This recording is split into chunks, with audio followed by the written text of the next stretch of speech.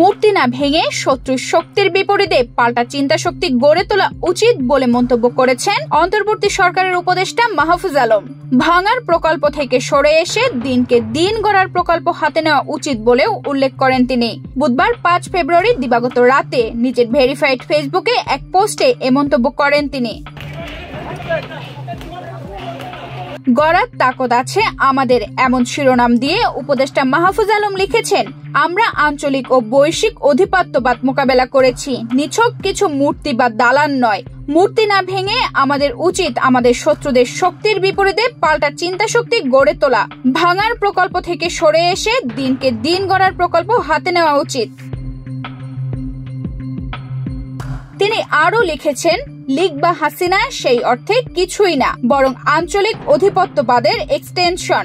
আর আঞ্চলিক অধিপত্যবাদ তার হেজেমনি তৈরি করেছে বাস্তবধর্মী রাষ্ট্র প্রকল্পনা, দেশে এবং ডায়াসপোরায় দক্ষ মানব সম্পদ তৈরি এবং রাষ্ট্রের প্রতিষ্ঠানগুলো শক্তিশালী করে। আমাদের পাল্টা হেজেমনিও এই 3টি বিষয়ের উপর নির্ভরশীল। সংস্কার বিষয়ে মাহফুজ আলম লিখেছেন, সংস্কার কমিশনের প্রস্তাবনাগুলো বাস্তবায়ন শীঘ্রই হবে। আহত ও নিহতদের পরিবারের পুনর্বাস ও জুলাই গণহত্যার বিচারের কাজও চলমান। এ মাসেই এ কাজগুলো আরো গতি পাবে। ফ্যাসিবাদী ব্যবস্থার বিলোপ নিছক ভাঙা নয়, বরং বিকল্প গড়ারও লড়াই। নতুন বন্দোবস্তে আমরা ভাঙার চেয়ে গড়ার দিকে গুরুত্ব দিতে চাই। মাহফুজ আলম তার পোস্টে শেখ হাসিনার বিষয় তুলে ধরে বলেছেন, খুনি হাসিনার বক্তব্য প্রচার এবং তার প্রতিক্রিয়া সব রাজনৈতিক অস্থিরতার জন্য দায়ী থাকবে আঞ্চলিক অধিপত্যবাদ।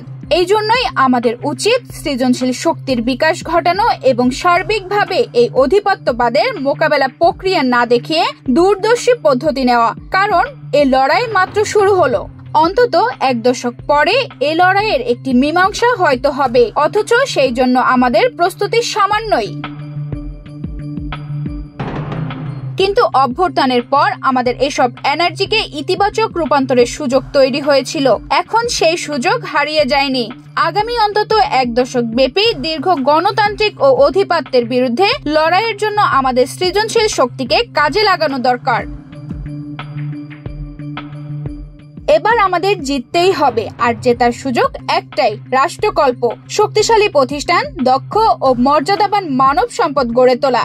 আল্লাহ আমাদের ফেরাসত তথা দূরদৃষ্টি দিক। মাহফুজ আলম তার পোস্টে একথা বলে শেষ করেন। তানজিদা রহমান ইনায়া, বাংলাদেশ প্রতিদিন।